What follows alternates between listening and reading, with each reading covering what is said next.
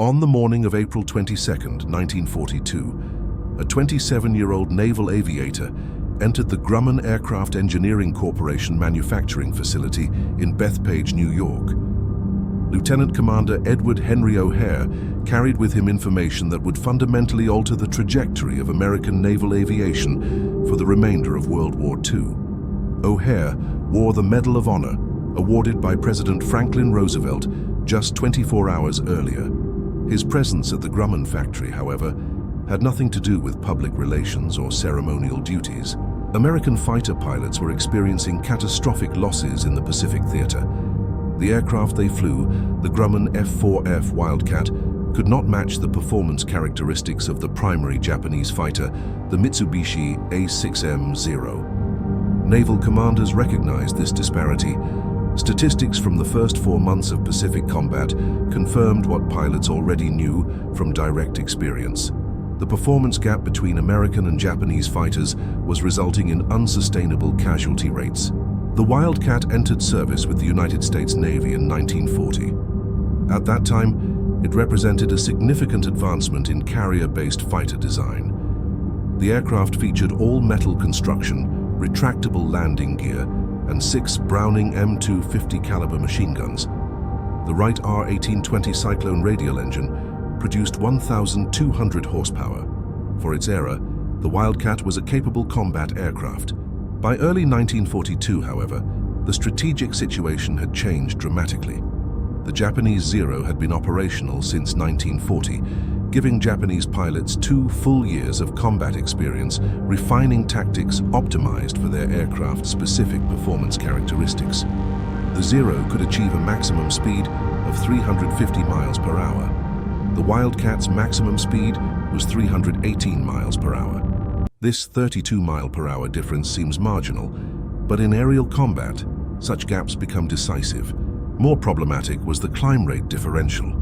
The Zero could climb at approximately 3,000 feet per minute at combat power settings. The Wildcat managed 2,300 feet per minute under similar conditions. This meant Japanese pilots could establish and maintain altitude advantage, a critical factor in fighter combat. A pilot above his opponent controls the engagement. He can dive to attack with speed advantage, then climb away if the situation becomes unfavorable. The pilot below must either accept combat at a disadvantage or attempt to disengage, which the Wildcat's inferior climb rate made difficult. The Zero's turning radius was substantially tighter than the Wildcat's. In horizontal turning engagements, the Zero could complete a full 360-degree circle in roughly half the time required by a Wildcat. This disparity was not merely significant, it was fatal. American fighter doctrine explicitly instructed pilots never to engage Zeros in turning fights. The standard tactical guidance directed Wildcat pilots to use altitude and speed advantages, diving to attack and then climbing away immediately.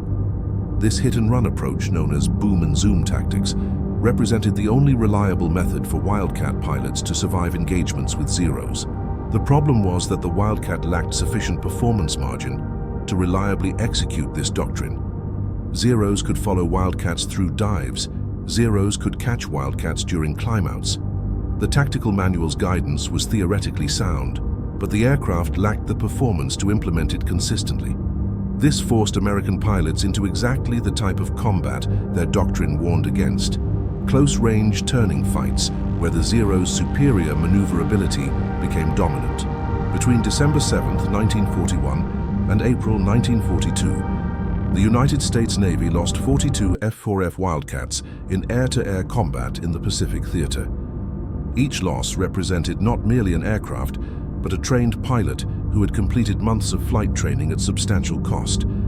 Pilot training programs could not replace these losses fast enough. More concerning was that many lost pilots were experienced aviators with multiple combat missions, the exact personnel most valuable for training new pilots and developing effective tactics. Official incident reports frequently attributed these losses to pilot error. Investigation boards concluded that pilots had failed to maintain sufficient speed, had allowed Zeros to maneuver into advantageous positions, or had disregarded established doctrine. Some of these assessments were accurate. Combat flying is extraordinarily difficult, and mistakes occur even among experienced pilots. However, a pattern emerged that suggested the problem was not primarily pilot skill, but aircraft capability. Lieutenant James Gray's death on February 21, 1942, exemplified this pattern. Gray was assigned to the USS Lexington's Air Group. He had completed 30 combat missions, demonstrating both skill and survival capability. Gray was known among his squadron mates as a careful, methodical pilot who followed established procedures precisely. On February 21st, Gray's division encountered 4 Zeros at 8,000 feet near Rabaul. Gray executed the standard engagement sequence exactly as doctrine prescribed. He positioned his Wildcat above the Japanese formation, dove to build speed, fired a deflection burst at the trailing Zero, then pulled up to climb back to altitude.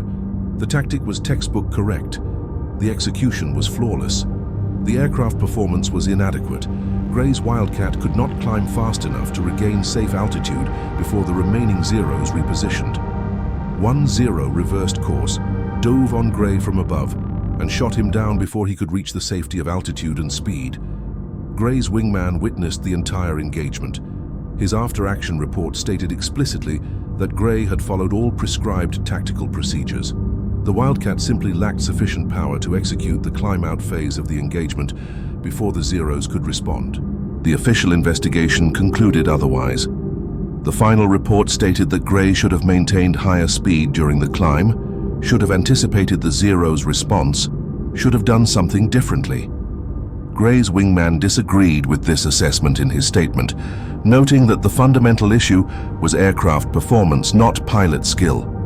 His objection was noted in the file, but did not change the official conclusion. This was the operational reality O'Hare understood when he arrived at Grumman on April 22nd. He had personally witnessed 17 pilots die in similar circumstances. Some were close friends. Most were acquaintances from ready room briefings and shipboard routine. All were trained naval aviators, doing exactly what they had been taught to do, dying because their aircraft could not match the performance of the opposition. If you enjoy evidence-based World War II history presented without dramatization, please like this video and subscribe to this channel. Leave a comment indicating where you're watching from. Your engagement helps this content reach viewers interested in rigorous historical analysis. Edward Henry O'Hare was born in St. Louis, Missouri on March 13, 1914. He attended the United States Naval Academy at Annapolis, Maryland, graduating in 1937. He completed flight training at Naval Air Station Pensacola, Florida, receiving his Naval Aviator designation in 1939. He was assigned to Fighting Squadron 3 aboard the aircraft carrier USS Saratoga in 1940. When war began on December 7, 1941, O'Hare was serving with Fighting Squadron 3 aboard the USS Lexington. The Lexington was conducting training operations near Pearl Harbor when Japanese forces attacked. The carrier immediately departed for combat operations in the Pacific Theater. O'Hare flew his first combat mission on February 20, 1942, during operations near Rabaul in the Solomon Islands. The mission that would define O'Hare's career occurred on February 20, 1942. The Lexington was operating approximately 400 miles northeast of Rabaul. At approximately 5 in the afternoon, ship radar detected incoming Japanese aircraft. 2 waves of bombers were approaching the carrier from different vectors. Fighting Squadron 3 launched interceptors to defend the ship. O'Hare was flying an F4F Wildcat, Bureau number 4031. His wingman, Lieutenant Junior Grade Marion Dufilo, experienced gun malfunctions immediately after launch.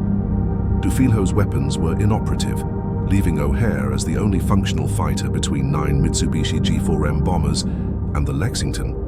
The G4M, designated Betty by Allied intelligence, was a twin-engine medium bomber carrying approximately 1,700 pounds of bombs or torpedoes. 9 such aircraft could inflict catastrophic damage on a carrier. O'Hare attacked alone. He positioned his Wildcat above the Japanese formation, then dove through the bomber stream from the port side. His first burst struck the trailing bomber's port engine. The engine caught fire. The bomber fell out of formation. O'Hare continued through the formation, firing short bursts at each aircraft he passed. His second target was the bomber immediately ahead of the first. He hit its starboard engine and fuselage. The aircraft began smoking heavily. O'Hare pulled up, reversed course, and attacked again from the opposite side. He struck a third bomber in the fuselage and cockpit area. The aircraft's nose dropped, and it entered a steep dive. A fourth bomber received hits in the port wing root area. The wing separated from the fuselage. The aircraft spun into the ocean. By this point, O'Hare had been in combat for approximately 4 minutes. He had expended roughly 60 rounds of .50 caliber ammunition per confirmed kill. This represents extraordinarily accurate gunnery. Standard doctrine called for sustained bursts of 1 to 2 seconds, which would expend approximately 100 to 200 rounds. O'Hare was firing much shorter bursts with much higher accuracy. He continued attacking. A fifth bomber took hits in the starboard engine and wing. The engine separated from the wing, and the aircraft rolled inverted before impacting the water. The remaining bombers broke formation and attempted to evade. O'Hare pursued them individually. He damaged at least 2 more aircraft before running low on ammunition and breaking off the engagement. Post-battle analysis credited O'Hare with 5 confirmed kills and 2 probable kills. The Lexington sustained no damage from the bomber attack. O'Hare had single-handedly defended the carrier against 9 bombers, shooting down more than half of them in less than 5 minutes. This was unprecedented in naval aviation history. The Bureau of Navigation and the Department of the Navy recognized the significance of this action immediately. O'Hare received the Medal of Honor on April 21, 1942, less than 2 months after the engagement. President Roosevelt presented the award in a White House ceremony. O'Hare became the United States Navy's first fighter ace of World War II and the first naval aviator to receive the Medal of Honor during the war. The Navy used O'Hare's success for public relations purposes, which was strategically necessary. American morale in early 1942 was low. Pearl Harbor had been a devastating surprise attack. Japanese forces were advancing rapidly throughout the Pacific and Southeast Asia. American forces were experiencing continuous defeats. O'Hare's victory provided a desperately needed positive story, demonstrating that American forces could successfully engage and defeat Japanese aviation. However, O'Hare's value extended beyond public relations. He had accumulated more combat experience against Japanese fighters than almost any other American pilot still alive in April 1942. He had survived 14 combat missions. He understood Zero tactics from direct observation. He knew exactly what Japanese pilots did to exploit Wildcat weaknesses. He knew which aspects of Wildcat performance were adequate and which were failing to keep pilots alive. The Bureau of Aeronautics recognized this expertise. They directed O'Hare to visit Grumman immediately after the Medal of Honor ceremony. His mission was simple: tell the engineers everything he knew about combat against Zeros. Explain what worked, what failed, what American pilots needed to survive. The Bureau made clear this was not a request or a publicity tour. This was an operational necessity.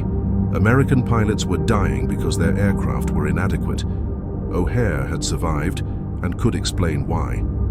The Grumman Aircraft Engineering Corporation was founded in 1929 by Leroy Grumman and several partners, all former employees of Loaning Aircraft. The company specialized in naval aircraft design. Their first major success was the FF-1 fighter, which entered service with the United States Navy in 1933. This was followed by the F4F and F3F biplane fighters. In 1936, Grumman began developing monoplane fighter designs, recognizing that biplane configurations had reached their performance limits. The F4F Wildcat emerged from this development program. The prototype, designated XF4F1, first flew in September 1937. The aircraft underwent extensive modifications before entering production. The final F4F3 variant entered fleet service in February 1941. By the time of Pearl Harbor, approximately 100 F4F Wildcats were operational with Navy and Marine Corps squadrons. Grumman recognized the Wildcat's limitations before combat experience confirmed them. The aircraft had been designed around the Wright R1820 Cyclone engine, which was the most powerful, reliable radial engine available when design work began in 1936. By 1940, however, more powerful engines were entering production. The Pratt & Whitney R2800 Double Wasp produced 2,000 horsepower, significantly more than the Cyclone's 1,200 horsepower. On June 30th, 1941, 6 months before Pearl Harbor, the United States Navy issued contract number 02584 to Grumman for the development of an advanced carrier fighter designated XF6F1. This contract specified the development of 2 prototype aircraft incorporating improved performance compared to the F4F Wildcat. The initial design specifications called for installation of the Wright R2600 Cyclone engine, producing 1,700 horsepower. William Schwendler was assigned as chief design engineer for the XF6F program. Schwendler was born in 1901. He graduated from Cornell University in 1924 with a degree in mechanical engineering. He worked for the Curtiss Aeroplane and Motor Company before joining Grumman in 1930. He had been the principal designer on the F4F biplane fighter and had contributed significantly to the F4F Wildcat design. Schwendler's design team consisted of approximately 30 engineers and draftsmen. They worked from a large engineering space on the second floor of Grumman's main factory building in Bethpage. The XF6F design proceeded through standard development phases. The team created initial layout drawings, establishing overall dimensions and component placement. They calculated weight and balance characteristics.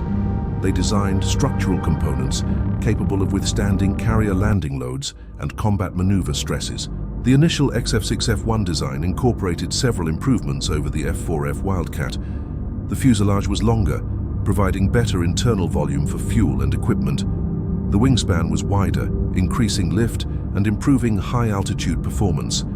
The landing gear retracted inward into the fuselage rather than backward into wing wells, simplifying the mechanism and improving structural strength.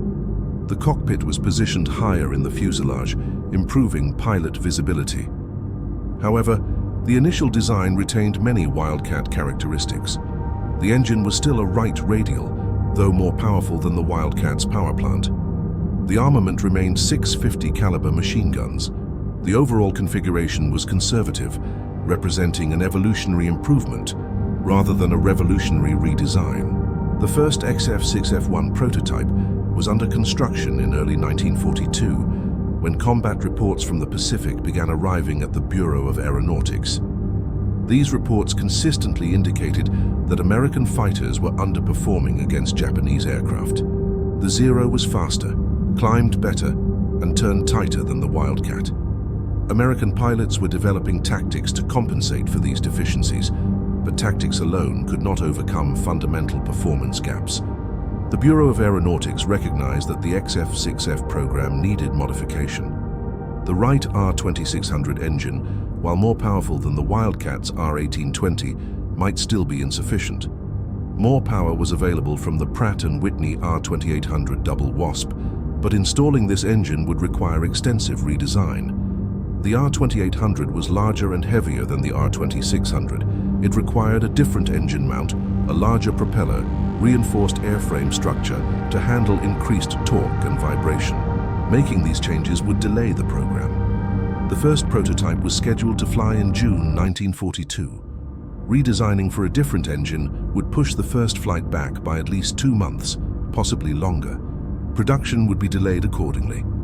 However, building the aircraft with insufficient power would simply repeat the Wildcat's problems with a newer airframe. The Bureau of Aeronautics needed information to make this decision. They needed detailed combat intelligence, explaining exactly what performance characteristics were necessary to defeat the Zero in combat. They needed this information from someone who had actually fought Zeros and survived multiple engagements. Edward O'Hare was the obvious choice. O'Hare arrived at the Grumman factory at 9:17 in the morning on April 22, 1942. William Schwendler met him at the main entrance. Also present were several other Grumman engineers, including Jake Swerbel, Grumman's general manager, and Roy Grumman himself, the company president. This level of executive attendance indicated how seriously Grumman took the meeting. The group proceeded to a conference room on the second floor of the main factory building. Schwendler had prepared a list of specific technical questions regarding Zero performance characteristics and Wildcat deficiencies. The meeting lasted 4 hours. Schwendler took extensive notes, ultimately filling 18 pages with technical data, performance figures, and tactical descriptions. O'Hare began by describing Zero capabilities in detail. He provided specific performance figures based on his observations and those of other pilots. The Zero could reach 350 miles per hour in level flight at medium altitudes. It could climb at approximately 3,000 feet per minute at combat power. It could turn inside a Wildcat in approximately half the time. Its range exceeded 1,000 miles with internal fuel, allowing Japanese pilots to conduct combat operations far from their bases. The Zero pilots typically attacked from altitude, diving through American formations to build speed, then climbing back to altitude using their superior climb rate. If American pilots attempted to follow them upward, the Zeros could reverse and gain position advantage. If American pilots dove away, Zeros could follow them down and maintain pursuit through the dive. The only reliable escape method was to dive away at full power and use the Wildcat's slightly better dive acceleration to open distance, then level off and use altitude for protection. This worked sometimes, but it meant surrendering control of the engagement. Schwendler asked about specific Wildcat deficiencies. O'Hare provided a comprehensive list. The aircraft was underpowered. The R-1820 engine produced sufficient power for basic flight operations, but lacked reserve power for combat maneuvering. When pilots needed maximum performance, when they needed to outclimb or outrun an opponent, the engine could not deliver adequate power. The cockpit visibility was poor. The F4F's cockpit sat low in the fuselage. The windscreen framing was heavy. Pilots had limited visibility above and behind the aircraft. In combat, situational awareness is critical. Pilots must constantly scan the sky for threats. The Wildcat's poor visibility made this difficult. Several pilots had been shot down by Zeros they never saw approaching. The landing gear mechanism was problematic. The F4F used a hand crank system, requiring pilots to manually crank a handle 99 times to extend or retract the landing gear. This took both hands and significant time. During carrier approaches, when pilots needed both hands for aircraft control, they instead had to crank the landing gear handle. This was dangerous and had contributed to several landing accidents. The landing gear track, the distance between the main wheels, was narrow. This made the aircraft unstable during carrier landing operations, particularly in crosswinds. The narrow track increased the risk of ground loops, where the aircraft spins on the deck during landing rollout. This had damaged several aircraft and injured pilots. O'Hare also described what the Wildcat did well. The aircraft was structurally tough. It could absorb battle damage that would destroy a Zero. The armor protection for the pilot and self-sealing fuel tanks provided significant survivability advantages. Zero pilots had no armor protection. Zero fuel tanks were not self-sealing. A single well-aimed burst from a Wildcat 650 caliber machine guns would usually destroy a Zero. The armament was effective. 6 Browning M250 caliber machine guns provided excellent firepower. The rate of fire was good. The ammunition capacity was adequate for multiple engagements. The guns were reliable and accurate. The problem was not the weapons themselves, but getting into position to use them effectively. Schwendler asked what specific improvements the XF6F needed to be competitive with the Zero. O'Hare's answer was direct: power. The new fighter needed significantly more power than the Wildcat, at least 2,000 horsepower, preferably more. This was the single most important factor. More power meant higher speed, better climb rate, better acceleration. More power gave pilots options. They could choose when to engage and when to disengage. They could execute hit-and-run tactics reliably. They could survive mistakes. Schwendler mentioned the Pratt & Whitney R2800 double Wasp engine. This engine produced 2,000 horsepower. Vought was already using it in their F4U Corsair design. Could Grumman install the R2800 in the XF6F? O'Hare replied that they should install whatever engine provided the most power. The Pacific Air War depended on having a fighter that could match or exceed Zero performance. Any delay caused by engine changes would be justified if the result was adequate performance. O'Hare listed additional necessary improvements. The cockpit needed to be raised higher in the fuselage to improve visibility. The landing gear needed to be hydraulically powered so pilots could extend and retract it with a simple switch. The landing gear track needed to be wider for better stability during carrier operations. Armor protection should be increased wherever possible without compromising performance. If possible, the armament should be increased. 650 caliber machine guns were adequate, but 8 would be better. 20mm cannons would provide even more firepower, though O'Hare acknowledged that cannons were heavier and carried less ammunition. He left the final armament decision to the engineers, noting that firepower was important but secondary to performance. Schwendler confirmed that all these improvements were technically feasible. The XF6F design was still in early development. Major changes could be incorporated without completely restarting the program. However, these changes required authorization from the Bureau of Aeronautics. Grumman could not modify a Navy contract design based solely on input from a single pilot, even a Medal of Honor recipient. This required official approval. O'Hare said he would contact the Bureau immediately. The Navy wanted a fighter that could defeat the Zero. If Grumman could build such an aircraft, the Bureau would authorize it. The meeting concluded at approximately 1 in the afternoon. O'Hare departed for Washington. Schwendler and his team began preliminary calculations for installing the R2800 engine in the XF6F airframe. On April 26, 1942, 4 days after O'Hare's visit, the Bureau of Aeronautics issued modification instructions to Grumman. The directive specified that the second XF6F prototype, designated XF6F3, would be redesigned around the Pratt & Whitney R2810 double WASP engine. The first prototype, XF6F1, would continue with the Wright R2600 engine as originally planned. This allowed the program to proceed with minimal delay while incorporating the more powerful engine in the second aircraft. The directive also specified several other design changes. The cockpit was to be elevated approximately 11 inches higher than the original design, improving pilot visibility. The landing gear was to be hydraulically operated rather than manually cranked. The landing gear track was to be widened for improved stability. Armor protection was to be increased to the maximum level consistent with maintaining adequate performance. The armament would remain 650 caliber machine guns for the initial production variant. The wing structure would be designed to accommodate future upgrades to 8 guns or mixed gun and cannon configurations. This decision represented a compromise between immediate firepower requirements and future flexibility. Schwendler's engineering team began the redesign immediately.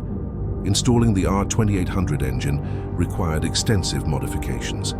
The engine was larger in diameter than the R2600, requiring a new engine mount and cowling. The propeller diameter increased from 12 feet to 13 feet, requiring longer landing gear to maintain ground clearance. The increased torque from the more powerful engine required reinforcement of the engine mount attachment points and forward fuselage structure. The hydraulic landing gear system required installation of hydraulic pumps, reservoirs, and control valves. The hydraulic lines had to be routed through the wing structure without interfering with fuel tanks or control cables. The landing gear mechanism was completely redesigned. Instead of retracting backward into wing wells like the Wildcat, the Hellcat's landing gear retracted inward, rotating 90 degrees to lie flat in the wing. This simplified the mechanism and improved structural efficiency. Elevating the cockpit required redesigning the entire forward fuselage. The cockpit floor was raised, the seat was repositioned, the windscreen was enlarged and repositioned for better forward visibility. The canopy was redesigned with larger side panels for improved lateral visibility. The final configuration provided excellent visibility in all directions except directly behind the aircraft, where the fuselage blocked the view. Additional armor plate was installed around the cockpit, behind the pilot's seat and headrest. Armor was added around the oil tank, which was positioned in the fuselage directly in front of the cockpit. Armored glass was installed in the windscreen. The fuel tanks received additional armor protection beyond the self-sealing bladders. The total armor weight increased by 212 pounds compared to the original design. These changes increased the aircraft's empty weight significantly. The original XF6F1 design had an estimated empty weight of 7,800 pounds. The redesigned XF6F3 had an empty weight of 9,238 pounds an increase of 1,438 pounds. This weight penalty would normally degrade performance substantially. However, the R2800 engine's additional 800 horsepower more than compensated for the increased weight. The first XF6F1 prototype, with the Wright R2600 engine, made its first flight on June 26, 1942. Test pilot Robert Hall flew the aircraft for 41 minutes, conducting basic handling evaluations. The aircraft performed adequately, but demonstrated no particular performance advantages over the F4F Wildcat beyond better stability and handling. The Navy concluded that this version, with the R2600 engine, was insufficient. All future development would focus on the R2800-powered XF6F3 variant. The XF6F3 prototype first flew on July 30, 1942. Robert Hall again served as test pilot. The difference was immediately apparent. The aircraft was substantially faster than the Wildcat. Climb rate was dramatically improved. Control response was better despite the increased weight. Hall's initial report was enthusiastic. This aircraft met or exceeded all performance requirements. It was the fighter the Navy needed. However, Hall also noted several issues requiring correction. The engine cooling system was marginal at high power settings. The hydraulic landing gear extension time was too long, taking approximately 12 seconds compared to the desired 8 seconds. The gun charging mechanisms needed adjustment. These were typical prototype development issues, none of them serious. Schwendler's team addressed each issue systematically. They redesigned the engine cowling air intakes to improve cooling airflow. They increased hydraulic system pressure to speed gear extension. They modified the gun charging system. By September 1942, all major development issues were resolved. The Navy authorized production on October 3, 1942. Grumman's production capacity in late 1942 was limited. The company was still producing F4F Wildcats for the Navy and Lend-Lease deliveries to Britain. The new Plant No. 3 facility at Bethpage was still under construction. Initial Hellcat production would be slow until Plant 3 was operational and Wildcat production could be scaled back. The first production F6F3 Hellcat was completed in December 1942. 12 more were completed before year-end. Production increased to 38 aircraft in January 1943, then to 90 in February. By March, production reached 128 aircraft. Grumman was simultaneously ramping up production while completing construction of additional factory space. The production Hellcat incorporated several minor improvements compared to the prototype. The engine cowling was refined for better aerodynamics and cooling. The cockpit instrumentation was reorganized based on pilot feedback. The radio equipment was upgraded. The external stores provisions were improved to allow carriage of external fuel tanks or bombs. The final production F6F3 configuration had a wingspan of 42 feet 10 inches, length of 33 feet 7 inches, and height of 13 feet 1 inch. Empty weight was 9,238 pounds. Gross weight was 12,186 pounds. Maximum takeoff weight was 15,413 pounds with external stores. The aircraft could carry up to 3,000 pounds of bombs or external fuel tanks. Performance figures were impressive. Maximum speed was 380 miles per hour at 17,300 feet. Cruise speed was 184 miles per hour. Service ceiling was 37,300 feet. Range with internal fuel was 1,040 miles. With a 150-gallon external tank, range extended to 1,500 miles. Rate of climb was 3,500 feet per minute at sea level. By summer 1943, Grumman was producing 500 Hellcats per month. Production continued to increase throughout the year. Peak production was reached in March 1944, with 644 aircraft completed. Total production from 1942 through 1945 was 12,275 aircraft, making the Hellcat one of the most produced American fighters of World War II. Fighting Squadron 9, designated VF-9, was established at Naval Air Station Norfolk, Virginia in March 1943. Lieutenant Commander Philip Torrey was assigned as commanding officer. Torrey was 31 years old with 9 years of naval aviation experience. He had flown F4F Wildcats in combat during early Pacific operations and understood their limitations thoroughly. VF9 received its first F6F Hellcats in January 1943. The squadron received 12 aircraft initially, with additional aircraft arriving throughout February and March. By April, the squadron had a full complement of 36 aircraft. Pilot training began immediately. The transition from Wildcat to Hellcat required adjustment despite both being Grumman products. The Hellcat was considerably larger and heavier than the Wildcat. Landing speeds were higher. The increased power required pilots to apply more rudder input during takeoff to counteract torque. The cockpit layout was different, requiring pilots to relearn instrument scan patterns. However, the Hellcat was also easier to fly in many respects. The hydraulic landing gear eliminated the laborious hand-cranking process. Pilots simply moved a lever and the gear extended or retracted automatically. The improved visibility made formation flying easier. The additional power made every maneuver more forgiving. Pilots could recover from mistakes that would have been fatal in a Wildcat. VF9 conducted intensive training from February through July 1943. Pilots practiced air-to-air gunnery, bombing, formation flying, and carrier landing operations. Carrier qualifications were conducted aboard USS Charger, a training carrier operating in Chesapeake Bay. By August, Torrey certified the squadron ready for combat deployment. VF9 deployed aboard USS Essex, CV-9, in August 1943. The Essex was a new carrier, commissioned in December 1942. It was the lead ship of the Essex class, which would become the most numerous American carrier class of World War II. The carrier's air group consisted of VF9 with 36 Hellcats, Bombing Squadron 9 with 36 Dauntless dive bombers, and Torpedo Squadron 9 with 18 Avenger torpedo bombers.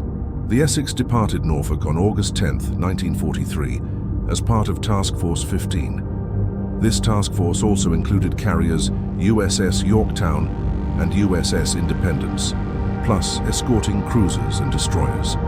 The task force's mission was to conduct offensive strikes against Japanese-held islands in the Central Pacific, beginning with Marcus Island.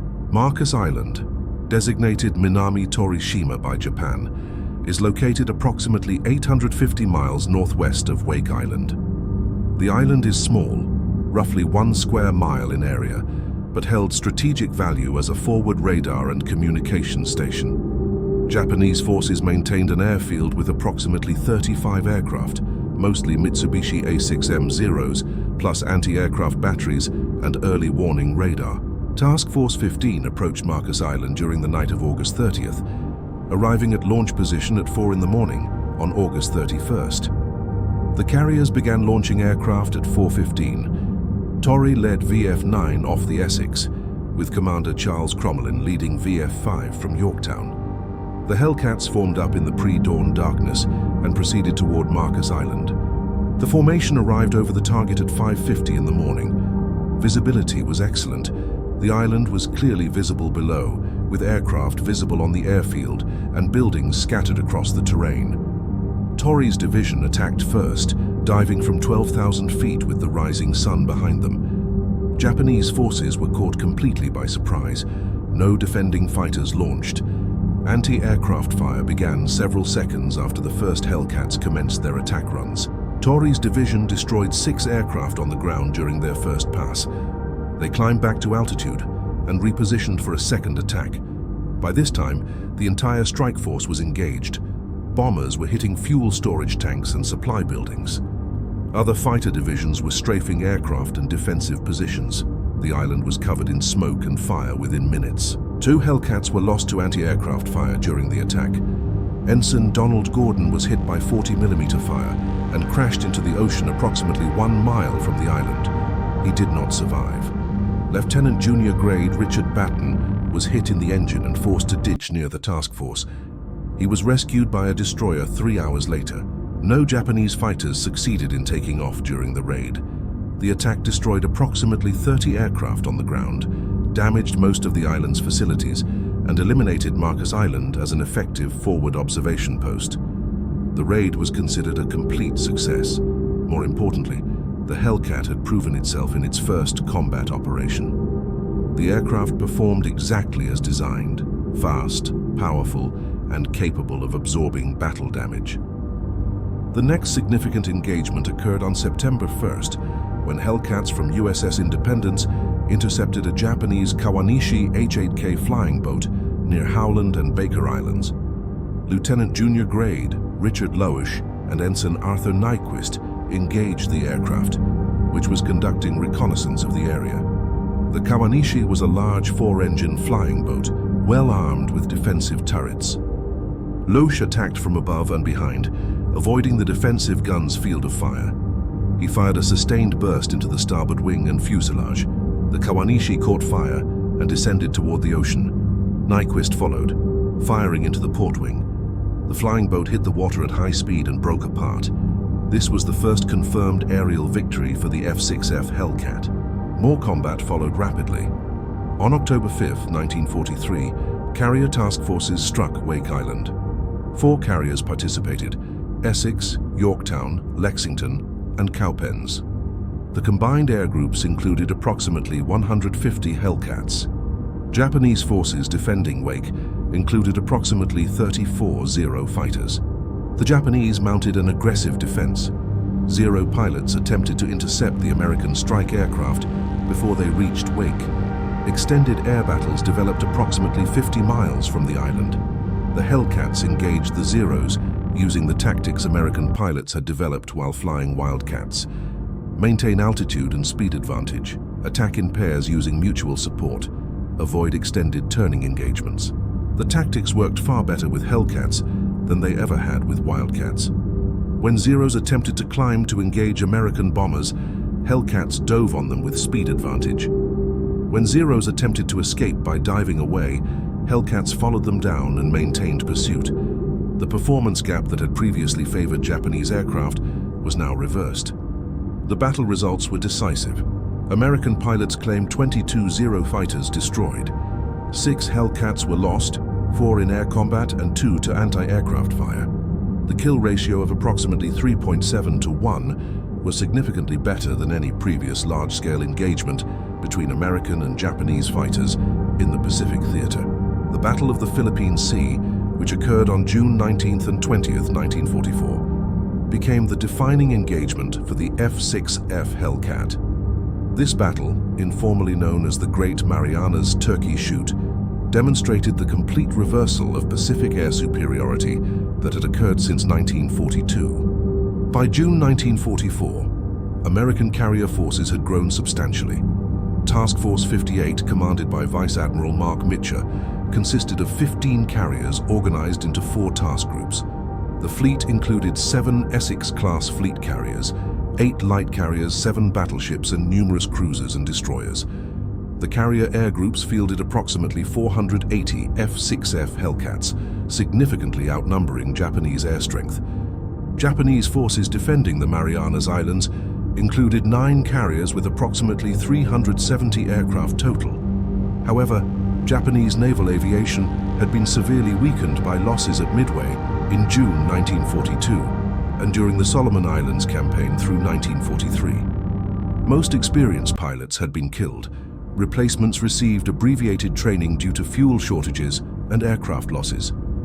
Japanese pilot quality in June 1944 was substantially lower than it had been in 1942. Additionally, Japanese forces were still primarily flying the Mitsubishi A6M Zero, essentially the same aircraft that had dominated Pacific skies in 1942. Some improvements had been incorporated, but the fundamental design remained unchanged. The Zero's lightweight and lack of armor protection, which had been acceptable in 1942 when Japanese pilots were highly skilled, became critical liabilities when flown by inexperienced pilots against Hellcats. On June 19th, Japanese carrier forces launched 4 large attack waves against the American fleet. The first wave, consisting of 69 aircraft, launched at approximately 8:30 in the morning. American radar detected the formation at a range of 150 miles. Hellcats were vectored to intercept. The first interception occurred approximately 60 miles from the American fleet. Hellcats from multiple carriers converged on the Japanese formation. The battle developed into a massive dogfight involving more than 200 aircraft. Japanese pilots attempted to push through to attack the carriers, but the Hellcat pilots systematically shot them down. Of 69 Japanese aircraft in the first wave, only 27 reached the vicinity of the American fleet, and most of these were shot down by anti-aircraft fire. 42 Japanese aircraft were destroyed in the first wave. The second Japanese attack wave consisted of 128 aircraft. It launched at approximately 9 o'clock in the morning. This formation was even less successful than the first. Hellcat pilots intercepted it at longer range and had more time to attack before any Japanese aircraft reached the fleet. 98 of 128 aircraft in the second wave were destroyed. Third and fourth Japanese attack waves achieved similar results.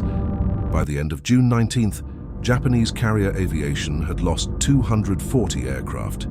An additional 30 aircraft were lost in operational accidents during recovery operations. Total Japanese losses for the day were approximately 270 aircraft.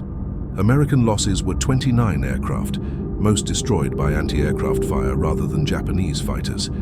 Hellcat losses to enemy fighters were approximately 15 aircraft.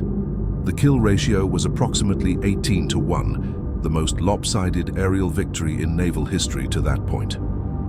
One pilot who distinguished himself during the Philippine Sea Battle was Commander David McCampbell, commanding officer of Air Group 15 aboard USS Essex. McCampbell was 34 years old, an experienced naval aviator who had received his wings in 1938. He assumed command of Air Group 15 in February 1944. On June 19th, McCampbell was flying combat air patrol over the fleet when the first Japanese attack wave approached. He led his division to intercept. During the subsequent engagement, McCampbell shot down 5 Japanese aircraft, achieving ace status in a single mission. His division accounted for 11 total kills without loss. McCampbell's most remarkable achievement occurred 4 months later during the Battle of Leyte Gulf. On October 24, 1944, he and his wingman, Ensign Roy Rushing, were on patrol when they encountered a Japanese formation of approximately 60 aircraft approaching the American fleet. Despite being heavily outnumbered, McCampbell and Rushing attacked. McCampbell shot down 9 aircraft during this engagement, 7 Zeros and 2 Nakajima Ki-43 Oscars. Rushing shot down 6 aircraft. Together, they destroyed 15 aircraft, 1/4 of the entire Japanese formation. This remains the most successful 2-plane engagement in American aviation history. McCampbell landed aboard USS Langley with only 2 rounds of ammunition remaining and his fuel tanks nearly empty. He had been airborne for over 2 hours conducting continuous combat. McCampbell finished World War II with 34 confirmed aerial victories, making him the United States Navy's highest-scoring fighter ace. He received the Medal of Honor for his actions during the Battle of Leyte Gulf. His success was directly attributable to the F6F Hellcat's performance characteristics. The aircraft's speed allowed him to control engagement parameters. The heavy armament provided adequate firepower for extended combat. The structural strength and armor protection allowed him to survive hits that would have destroyed a Zero. McCampbell's Air Group 15 destroyed over 600 Japanese aircraft during their combat deployment from May through November 1944. Every fighter pilot in the Air Group flew F6F Hellcats. The Air Group's success demonstrated how completely the F6F had reversed the Pacific Air War equation. Lieutenant Commander Edward O'Hare did not survive to see the Hellcat's greatest victories. On November 26, 1943, O'Hare was serving aboard USS Enterprise as Air Group Commander. He had been promoted to Lieutenant Commander in July 1943 and assigned to establish a night fighter unit, a new concept in naval aviation. Night fighter operations were experimental in November 1943. The concept involved using radar-equipped Grumman TBF Avenger torpedo bombers to locate Japanese aircraft in darkness, then guiding F6F Hellcat fighters to interception positions. The Avengers carried radar operators who could detect Japanese aircraft and provide vectors to the fighters. This required precise coordination between the Avenger crew and fighter pilots, all conducted in complete darkness over the ocean. On the night of November 26, Japanese forces were conducting bombing raids against American shipping near Tarawa. O'Hare led a night combat air patrol mission to intercept these raids. His formation consisted of 2 F6F Hellcats and 1 TBF Avenger. The Avenger, call sign Bat Team, was crewed by Lieutenant Commander John Phillips as pilot, Lieutenant Commander Hazen Rand as radar officer, and aviation radioman First Class Alvin Kernan as gunner. The formation launched from Enterprise at approximately 7 in the evening. They proceeded to patrol stations approximately 20 miles from the carrier. At approximately 7:30, the Avenger's radar detected Japanese aircraft approaching from the northwest. Phillips vectored O'Hare and his wingman toward the contact. The interception occurred in complete darkness. Neither side could see the other aircraft, except as dark shapes against the slightly lighter sky. O'Hare maneuvered into position behind what his radar operator identified as a Mitsubishi G4M bomber. He fired a sustained burst. The bomber's port engine caught fire and the aircraft began descending. Additional Japanese aircraft were in the area. The tactical situation became confused. Multiple aircraft were maneuvering in darkness in close proximity. O'Hare's Hellcat was somewhere ahead of the Avenger. Japanese bombers were in various positions around the formation. Radio communication was difficult due to multiple people transmitting simultaneously. At approximately 7:45, the Avenger's gunner, Kernan, saw a dark shape approach from behind. Believing it was a Japanese aircraft attempting to attack the Avenger, he opened fire with his .50 caliber machine gun. The shape disappeared. Immediately afterward, O'Hare's wingman reported losing contact with O'Hare. Radio calls went unanswered. The formation searched the area for approximately 30 minutes.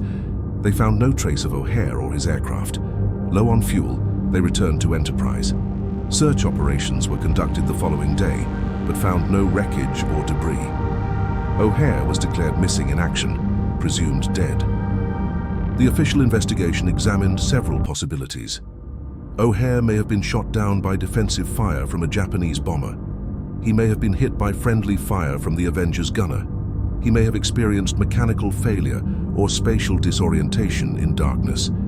The investigation could not determine which scenario occurred. The official report concluded that O'Hare was lost during combat operations on November 26, 1943, circumstances undetermined. O'Hare was posthumously promoted to commander. He received no additional decorations beyond those he had already earned. In 1949, Chicago's Orchard Field Airport was renamed O'Hare International Airport in his honor. A restored F4F Wildcat painted in O'Hare's markings is displayed in Terminal 2. The display includes Japanese flag symbols representing his 7 confirmed aerial victories. O'Hare was 30 years old at the time of his death. He had served in combat for 23 months. He died 18 months before the Hellcat proved itself at the Battle of the Philippine Sea. He never knew that the aircraft he helped design would achieve a 19-to-1 kill ratio against Japanese aircraft, or that it would account for 75% of all Navy and Marine Corps aerial victories in the Pacific. From its combat introduction in August 1943 through the end of World War II in August 1945, the F6F Hellcat compiled the most successful combat record of any American fighter aircraft. Official Navy statistics credit Hellcat pilots with 5,223 aerial victories. This represents approximately 75% of all Navy and Marine Corps aerial victories during the Pacific War. The Hellcat's kill-to-loss ratio was 19-to-1. For every Hellcat lost in air-to-air combat, Hellcat pilots shot down 19 enemy aircraft. This ratio is substantially better than any other American fighter of World War II. By comparison, the P-51 Mustang achieved approximately 6-to-1. The F4U Corsair achieved approximately 11-to-1. The P-38 Lightning achieved approximately 2-to-1. Only 270 Hellcats were confirmed lost in air-to-air combat during the entire war. Considering that 12,275 Hellcats were produced and thousands participated in combat operations, this loss rate indicates exceptional survivability. The combination of armor protection, structural strength, and superior performance gave Hellcat pilots substantial advantages in combat. 306 Navy and Marine Corps pilots became aces while flying Hellcats, meaning they achieved 5 or more aerial victories. This is more than any other American fighter type. 32 pilots achieved 10 or more victories in Hellcats. 6 pilots achieved 20 or more victories. The top 5 Hellcat aces were Commander David McCampbell with 34 victories, Lieutenant Cecil Harris with 24, Lieutenant Eugene Valencia with 23, Lieutenant Patrick Fleming with 19, and Lieutenant Alexander Vrasiu with 19. The Hellcat served with distinction in every major Pacific campaign from late 1943 through the end of the war. Hellcats participated in the Gilbert Islands Campaign, Marshall Islands Campaign, Marianas Campaign, Philippines Campaign, Iwo Jima, and Okinawa. They provided combat air patrol for carrier task forces, conducted fighter sweeps over Japanese-held islands, escorted bombing raids, and performed ground attack missions. Ground attack became an increasingly important mission for Hellcats as the war progressed. The aircraft could carry up to 3,000 pounds of bombs or rockets on external hardpoints. This load capacity made the Hellcat effective for attacking Japanese ground installations, shipping, and infrastructure. During the Okinawa campaign, Hellcats flew more ground attack sorties than air superiority missions, reflecting the diminished Japanese air threat by that stage of the war. The Hellcat was also developed into specialized variants for specific missions. The F6F3N and F6F5N were night fighter versions with radar equipment mounted in a pod on the starboard wing. These aircraft conducted nocturnal interceptions of Japanese bombers attacking American ships. Night fighter Hellcats achieved approximately 75 nighttime aerial victories during the war. The F6F3P and F6F5P were photographic reconnaissance variants with cameras installed in the fuselage. These aircraft conducted reconnaissance missions over Japanese-held territory, photographing installations, ships, and defenses. The reconnaissance Hellcat's speed and armor protection gave them better survivability than specialized reconnaissance aircraft. British Fleet Air Arm received 1,263 Hellcats through Lend-Lease. British designation was Gannet initially, later changed to Hellcat to match American nomenclature. British Hellcats served primarily in European waters, conducting operations against German shipping and the battleship Tirpitz. British Hellcat pilots achieved 52 confirmed aerial victories, mostly against German aircraft. The United States Marine Corps received 1,529 Hellcats. Marine squadrons primarily operated from land bases rather than carriers. Marine Hellcats participated in numerous island campaigns, providing air support for Marine ground forces. Marine Hellcat pilots achieved 491 aerial victories. Production continued through November 1945. The final Hellcat was completed on November 19, 1945. By this point, the war had ended and jet fighters were entering development. The Hellcat represented the peak of piston engine fighter design, but its operational relevance was ending as jet propulsion became the future of military aviation. The F6F Hellcat remained in United States Navy service after World War II ended. Active duty fighter squadrons transitioned to newer aircraft, but reserve squadrons continued operating Hellcats through the early 1950s. The aircraft's simplicity, reliability, and low operating costs made it suitable for reserve training operations. Night fighter variants remained operational longer than day fighter versions. F6F5N night fighters served with fleet squadrons until 1954, when they were finally replaced by jet night fighters. The last operational Hellcat squadron in the United States Navy was Composite Squadron VC-4, which retired its F6F5Ns in February 1954. The United States Navy converted several hundred Hellcats to unmanned drones after World War II. These aircraft, designated F6F5K, were modified for radio control. They were used as target drones for anti-aircraft gunnery practice and as assault drones for attacking ground targets. During the Korean War, F6F5K drones were used to attack bridges, railroads, and supply depots in North Korea. The drones were launched from carriers or land bases, flown by radio control to the target area, then crashed into the target. This allowed attacks on heavily defended targets without risking pilots. Several foreign air forces operated Hellcats after World War II. The French Navy received approximately 150 Hellcats through military assistance programs. French Hellcats operated from the carrier Aromanches, formerly HMS Colossus, transferred to France. French Hellcats participated in combat operations during the First Indochina War, conducting ground attack missions against Viet Minh forces. French Navy Hellcats remained operational until 1961, making France the last military operator of the type.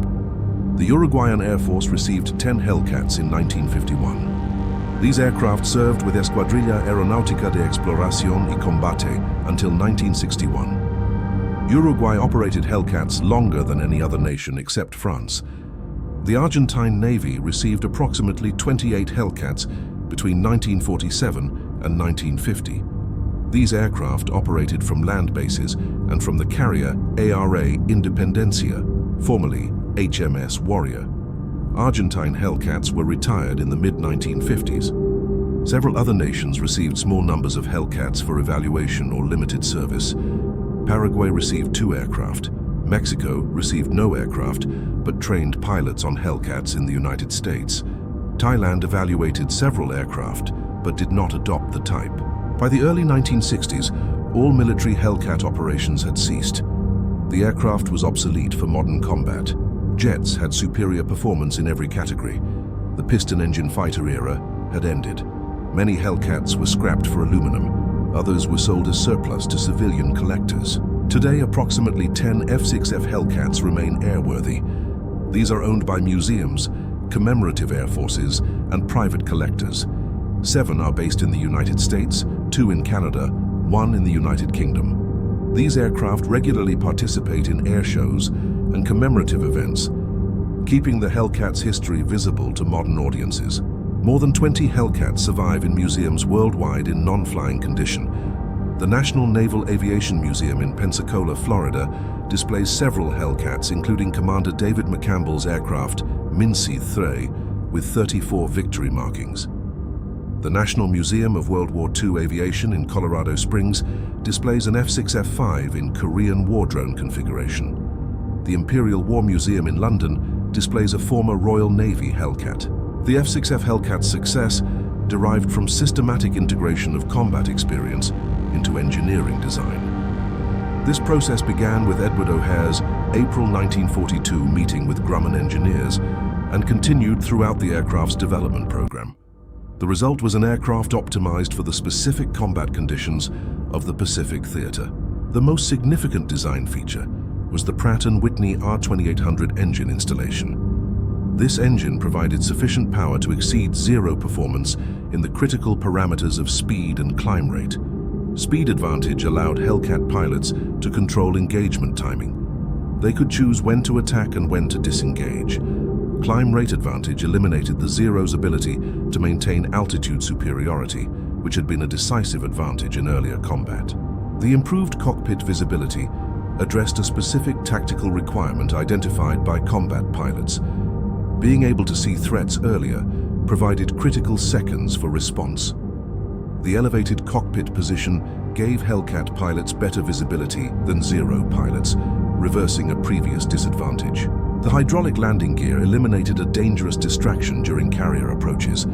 Pilots could focus entirely on flying the aircraft rather than manually cranking the landing gear. This seemingly minor improvement had significant safety implications, reducing landing accidents substantially compared to the F4F Wildcat. The increased armor protection and self-sealing fuel tanks gave Hellcat pilots survivability that Zero pilots lacked. Zeros were faster and more maneuverable at low speeds, but would burn or explode if hit. Hellcats could absorb multiple hits and return to base. This survivability difference had strategic implications. American pilots who survived being shot down could return to combat after recovery. Japanese pilots who survived being shot down were typically captured or killed due to long distances from Japanese bases. The Hellcat's combat record validates the effectiveness of systematic combat feedback integration. The aircraft entered service in August 1943 and immediately began achieving favorable kill ratios. By December 1943, after only 4 months of combat, the Hellcat had demonstrated clear superiority over the Zero. This rapid success indicates that the design correctly addressed the critical performance requirements. The 19-to-1 kill ratio achieved by the Hellcat is often attributed solely to superior aircraft performance. However, this oversimplifies the situation. By mid-1944, when the Hellcat was achieving its most dramatic victories, Japanese pilot quality had degraded significantly. Most experienced Japanese pilots had been killed by that point. Replacements received abbreviated training due to fuel shortages and aircraft losses. American pilots were generally better trained and more experienced than their Japanese opponents by late 1944. Additionally, the Hellcat typically operated with numerical superiority. American carrier task forces fielded hundreds of fighters. Japanese forces defending islands or conducting strikes typically had dozens. Numerical superiority allowed American pilots to attack from multiple directions simultaneously, overwhelming defensive formations. Nevertheless, the Hellcat's performance advantages were real and significant. Even accounting for pilot quality differences and numerical factors, the aircraft was superior to the Zero in most combat-relevant parameters by 1943. The combination of aircraft performance, pilot quality, tactical doctrine, and numerical strength created the conditions for the Hellcat's exceptional combat record. The historical significance of O'Hare's contribution to Hellcat development was not widely recognized during the war. Official histories focused on commanders, major battles, and overall strategy. The role of individual pilot feedback in aircraft design was not emphasized. Schwendler received no public recognition for the Hellcat design during his lifetime. Grumman Company histories mentioned his role internally, but did not publicize it. Documentation of O'Hare's April 1942. Grumman visit emerged gradually through post-war research. Naval historians examining Bureau of Aeronautics files found references to the meeting in correspondence and design change authorizations. Interviews with Schwendler's engineering staff confirmed that O'Hare's combat feedback directly influenced several critical design decisions. A naval historian researching carrier operations in the early 1990s estimated that the design improvements recommended by O'Hare and implemented by Schwendler's team contributed substantially to the Hellcat's combat success. Based on the aircraft's kill ratio and loss rates compared to the F4F Wildcat, the historian calculated that these improvements probably saved between 1,000 and 1,500 American pilots' lives during the war. This represents a significant return on investment for a 4-hour meeting. The Hellcat development process demonstrates how effective integration of combat feedback into engineering design can produce decisive operational advantages. O'Hare identified specific performance deficiencies based on direct combat experience. Schwendler's engineering team implemented solutions to address those deficiencies. The Bureau of Aeronautics authorized the changes despite program delays. The result was an aircraft that reversed the Pacific Air War within months of entering service. This process contrasts with other aircraft development programs where combat feedback was ignored or implemented too slowly to affect operational outcomes. The F4F Wildcat's deficiencies were known for months before O'Hare's Grumman visit, but no systematic effort had been made to incorporate pilot feedback into the F6F design. The April 1942 meeting changed that. O'Hare provided specific, detailed information about what worked and what didn't. Schwendler listened and implemented changes fast enough to matter. O'Hare never knew the impact of his contribution. He died in November 1943, 7 months before the Battle of the Philippine Sea demonstrated the Hellcat's complete superiority. He never saw the Mariana Turkey shoot. He never saw McCampbell's 34 victories. He never saw Japanese naval aviation swept from Pacific skies. He died flying the aircraft he helped design, defending the fleet, doing the job he trained for. That is how military innovation actually occurs during wartime. Combat veterans, who survive long enough to understand what works, meet engineers who listen and implement changes fast enough to matter. Commanders authorize modifications based on limited data because operational necessity demands rapid action. The process is not systematic or bureaucratic. It is urgent and pragmatic, driven by the reality that lives depend on getting the answers right. The F6F Hellcat stands as evidence that this urgent, pragmatic approach can produce exceptional results when executed correctly. The aircraft reversed the Pacific Air War, contributed decisively to American victory in the Pacific Theater, and became the most successful American naval fighter of World War II. All of this stemmed from one 4-hour meeting in April 1942, where a Medal of Honor recipient told engineers exactly what American pilots needed to survive. If you found this historical analysis valuable, please like this video and subscribe for more evidence-based World War II history. Leave a comment indicating where you're watching from. Thank you for your time and attention to this history.